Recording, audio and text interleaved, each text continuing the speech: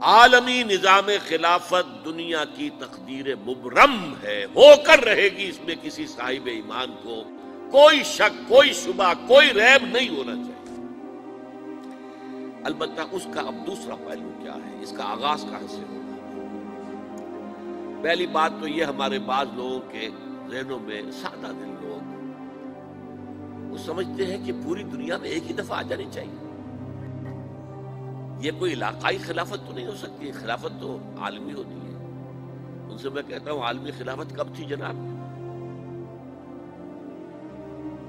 یہ تو نہ خلافت راشدہ میں عالمی تھی، کیا ہندوستان شامل تھا اس میں؟ کیا چین شامل تھا؟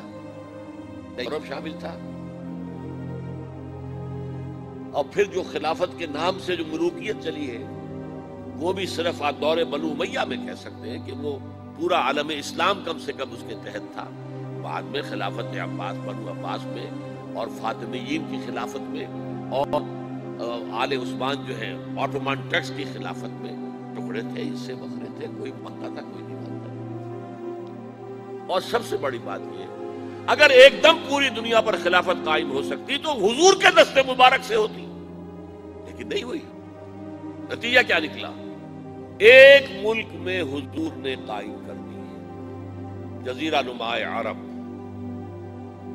یہاں خلافت قائم ہو گئی، حضور خلیفہ ہے۔ اس کے بعد آپ کے خلفائے راشدین نے پھر اس کو وسعت دی، شرقاً غرباً شمالاً، 3 کالمز نکلے ہیں فوجوں کے، صحابہ کرام، 3 کالمز، ایک ایسٹ ورڈ، ایک ویسٹ ورڈ، ایک نارتھ ورڈ۔ ایک عراق کو فتح کرتے ہوئے ایران میں پہنچ گیا، خراسان تک چلا گیا۔ ایک شام کو فتح کرتے ہوئے اور پھر سینائی پیننسولا سے ہو کر افریقہ میں داخل ہوا اور اٹلانٹک تک پہنچ گیا۔ تیسرا سیدھا شمال میں گیا، لیکن یہ زیادہ دور نہیں جا سکتا تھا، کوکیشین ماؤنٹینز آ گئے، کوہ قاف۔ اس زمانے میں تو یہ یوں سمجھیے کہ امپیسیبل تھا نا، کوہ قاف، لہذا وہاں آ اب بھی یہ ہوگا، کسی ایک جگہ سے شروع ہوگا پھر پھیلے گا، اس کے سوا کوئی چارہ کار ہے ہی نہیں۔ اگر ہر جگہ پوری دنیا میں ایک ہی وقت میں ہو سکتا تو حضور کے دست مبارک سے ہوتا صلی اللہ علیہ وسلم۔ اب وہ نقطہ کون سا ہوگا، نقطہ آغاز کون سا ہوگا؟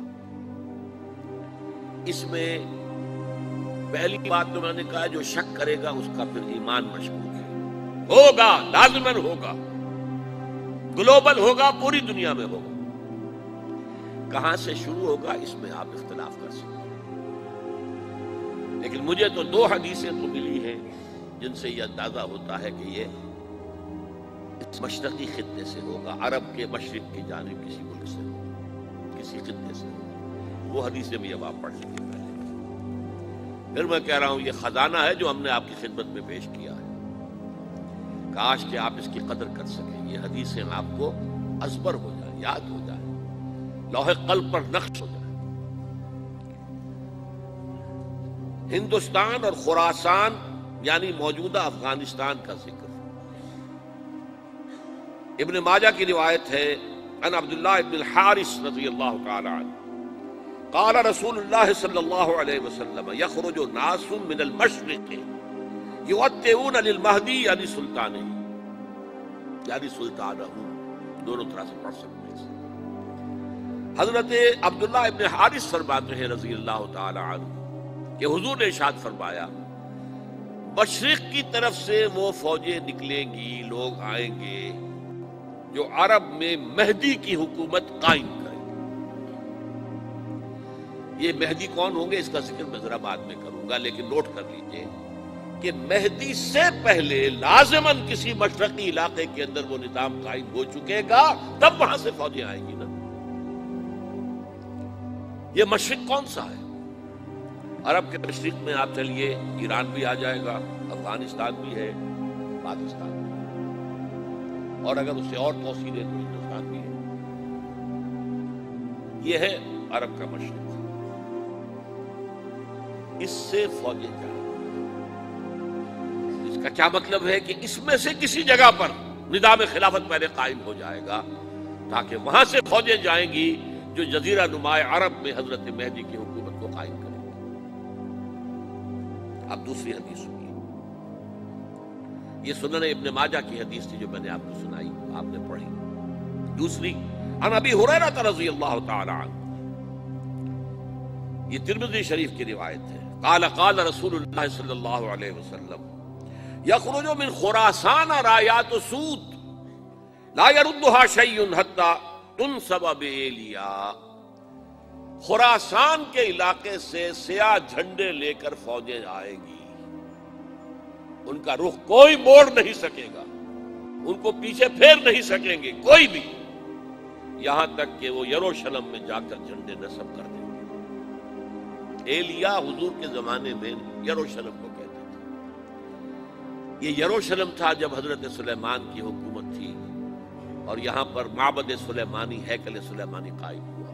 پھر یہ یروشلم کیا ہے تاریخ میں، یہاں تک کہ سن 70 عیسوی میں جب ٹائٹس رومی جنرل نے اس کو گرایا، ختم کیا، سیکنڈ ٹیمپل گرا دیا، اور یہاں سے یہودیوں کو کہا نکل جاؤ یہاں سے، کوئی یہودی باقی نہیں رہا، بالکل تہو بالا برباد کر دیا۔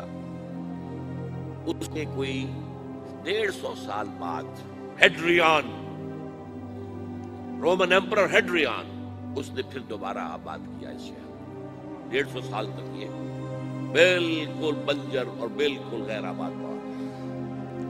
اب ہیڈریان نے جب آباد کیا تو اس کا نام ایلیا رکھا، اب یروشلم نام نہیں تھا۔